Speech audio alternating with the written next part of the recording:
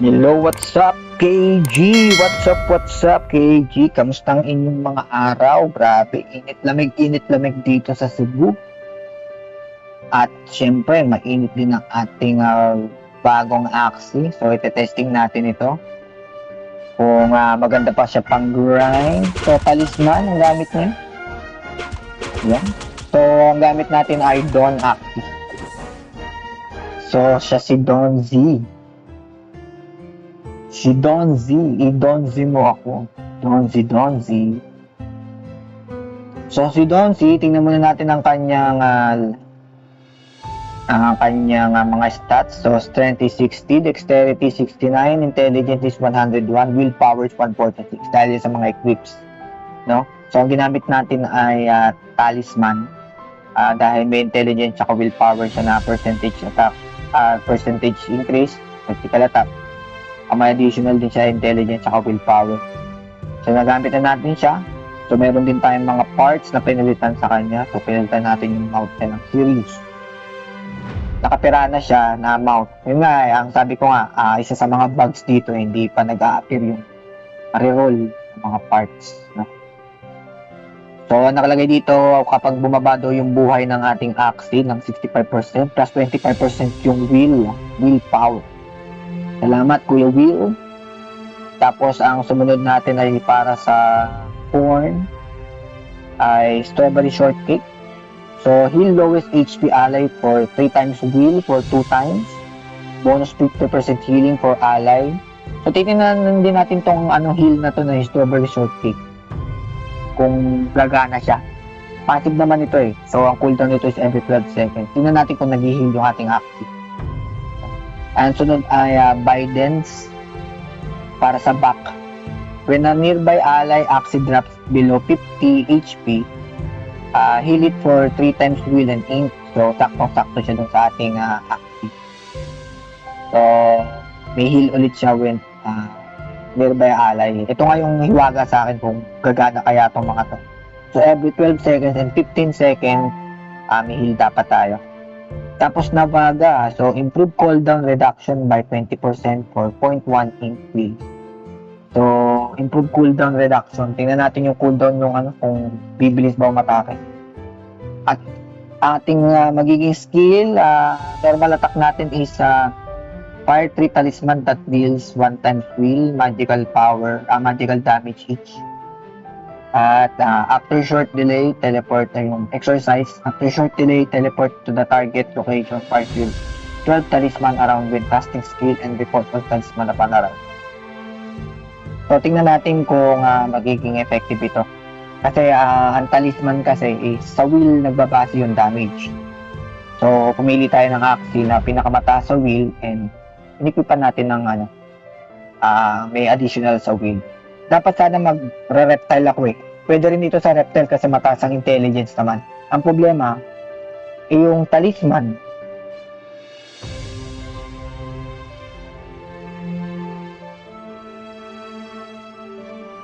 Kinukuha ng damage yung will.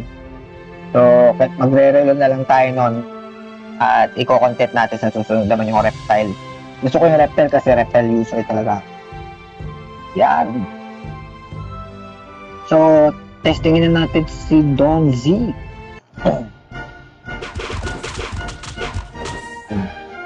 So, hindi na siya kagaya ni Jumong, ating bag na pabobow na.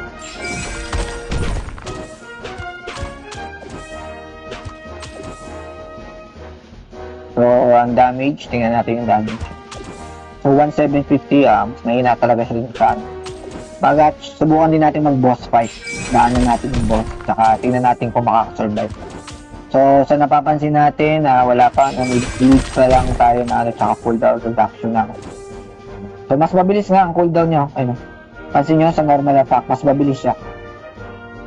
Diba? Pag siya, reduce. Hindi pa napansin nyo na ba yung heal? Hindi ko napansin. Yan, tingnan natin yung heal. Yun, sumihil nga, no? Ayos, no? Sumihil pala talaga siya. So, kailangan 2 beses yun, Isang 12 seconds, saka isang 15. O baka hindi pa nagana yung 15 seconds. So, normal attack lang muna tayo. Doon tayo sa malalakas na axis. Doon sa ibon. Ang problema lang, no, pag ganito ka, ano, ang lakas maka-poison. Diba? So, yung mga parts kasi na ginamit ko is, dumepende lang ako dun sa wheel. So, hindi pa tayo naglalagay talaga ng combination talaga para dito. Hindi kagaya ni Jumong na nagano tayo. So, nagano yung heal, no? So, tsaka 15 seconds. Kasi dalawang beses nag-burst yung ano yung heal. Okay. Yun, no? Dalawang beses nag-burst yung heal. No? Okay siya. So, gumagana yung heal. Hindi lang sa alay. Tapos gamit tayo ng ano dito. Natin kung grabe, parang Sun King. Parang si Sun King pala to. Patay si Sun King. Sa gitna. Ito lang, hindi na gano'n. Paano gamitin yun? Hindi marunong gumamit ng SS na exercise. Testing nga muna natin paano yung gamitin yun. Ba't hindi yung button?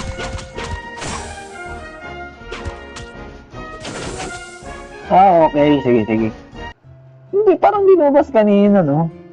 Ano ba yun? Gusto ko sana parang si Sankin pupunta na kita tapos go ba yun. Tingnan natin yung damage. Balik na tayo sa. Balikan natin ulit yun. Kaya ako dun, Hindi ako idodon silweta sana. Idodon silweta sana natin. Sayang.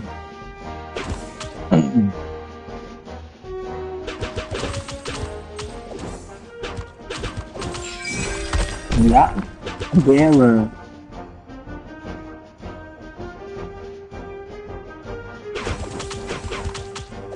Kung naglalaro kayo ng Ragnarok, yung mga nasa ulnong muna at saka buko, yung talisman yun, di ba? Yung parang sa mga masasamang spirit, gawin yung talisman. Alam ko kung bakit naisip ng activity na gamitin yung talisman. Ayos din, kasi kakaiba. Pero para sa akin, para siya si Gambit. Naku po. Ito nang bumabagal din ako. Nihil siya. Ang difference niya dun sa ating Jumong. Si Jumong kasi medyo makunat. Pero wala siyang heal. Ang meron siya life steal. So pagdating sa survivability, mas lamang pa rin si Jumong. Mamaya lalaroin din natin si Jumong, babawi tayo. Subukan natin palitan ulit yung isang part ni Jumong.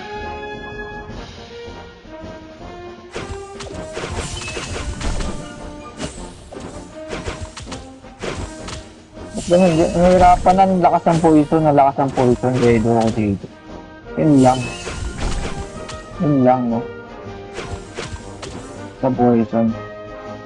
So, ang kinalamang lang ni Don, heal. So, meron siyang ganun. So, mas mataas yung survivability. Ang problema, yung kunat niya, yung sa magical damage, yun siya yun ang disadvantage niya. So, mababa yung kanyang magical defense at saka physical defense. So, siguro sa mga ibang na interesado sa maganda siguro yun. So, yun nakita nyo. May poison kasi tayo kaya medyo nag-recharge na tayo ng konti. Subukan natin ilapag yung exercise doon sa gitna ng axis. Nung axis tuloy nung mga ibon kung gano'n siya kalakas.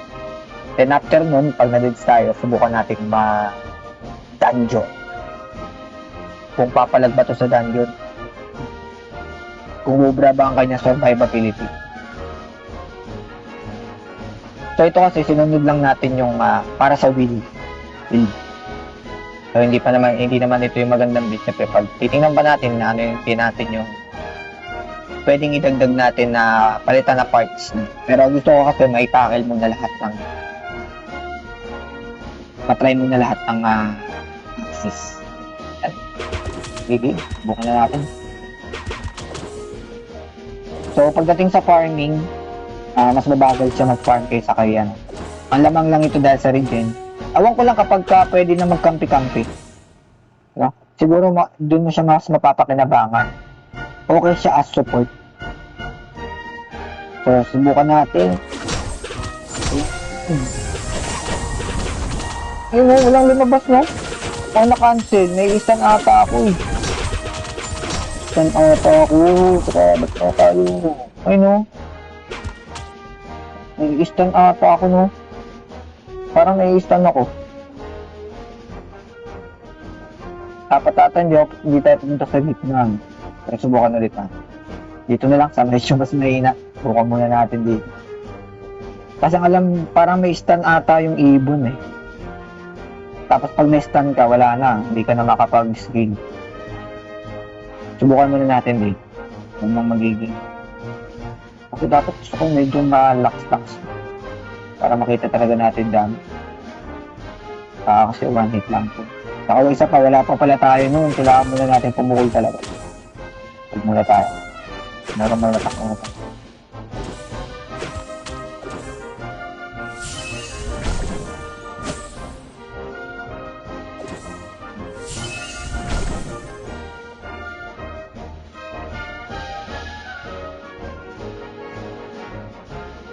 Okay. Subukan ulit natin, pero hindi na tayo tatalon sa gitna. Dahil may stun tayo kagad. I-skill na lang natin agad. Jump lang tayo sa medyo mas malapit. Tapos para yan. Ay, yun. Malakas ba? Malaki yung area of effect niya, no? So, damage natin sa buong circle, no? Pero hindi siya nakapatay. Okay.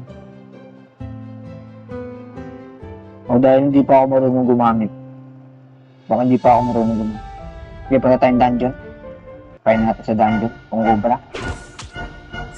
Ang bilis na ito mag-regen pala kasi may regen din to pagka lumabas ka eh.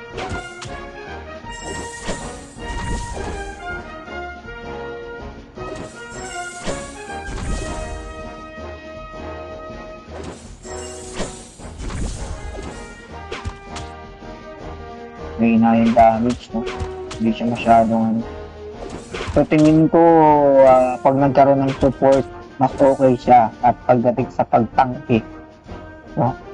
Siya mauuna, i-esan niya pwede tapos saka yung support. Pero pagdating sa sa ganito yung mga one-on-one parang hirap eh. Sana gusto kong gawin kanina. Oo, nai-stun talaga. So, may stun talaga yung ibon, no? Kung sino man dyan. I-stun nga talaga, no? Hindi lumabas yung skill, eh. Subukan natin kung sa hindi, eh. So, ito okay lang, no? Okay lang siya na, kasi mataas ang regen niya, eh. Regen tayo. Lakas ng regen niya,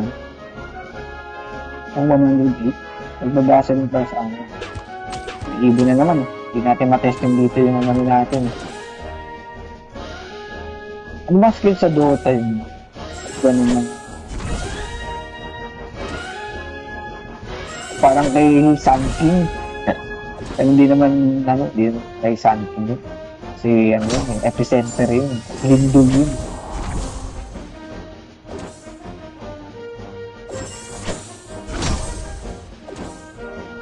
Dutang-duta na no? Dutang-duta na. Miss mo na mag-Dota. Miss mo na. So, kaya tayo makakapag-down siluetang. Nakalabang pa. Putik na yan. 53 seconds na lang pala. Kailangan pala natin magmadali. Yun lang, no? Pag mahina rin ang damage, hindi rin siya ganun effective sa dungeon. So, meron talagang certain activity na pang dungeon. So sana hindi matapos yung playtest sa ganito lang para ma-enjoy din at malaman din yung gamit ng ibang asset. Ayun, inabutan tayo ng pura. Ayun, okay siya, tank na rin naman. Hindi naman din siya tank eh. Pwede siyang support. mas okay sa support. Yun nga eh, Don Julieta mo. Huwag ko kumpara sa inyo, ba't bumabalik? Paglabas at saka pagbalik may gamit. Kaya hindi natin natapos. Ay. So, ito yung Dawn Axis. So, tinesting lang natin. Titingnan din natin kung paano natin may improve to. At least meron na tayong record kung anong pwede mangyari. Kaya, Dawn Z. At kung gaano kalakas si Kuya Will, nakita niyo naman si Kuya Will. Nag-heal pala si Kuya Will. Salamat, Will. So, sa mga gusto makita yung build natin, yan yung ating build. So, pambutaw na build. Wala, hindi natin makuha pa yung magagandang weapons and armor. Sigurado mas maganda yung sa inyo dyan. Lalo na kung continuous yung grinding nito. So, ito yung ating weapon. So, ito yung para sa talisman, sa Dawn. Kita-kita lang tayo sa arena. Game on!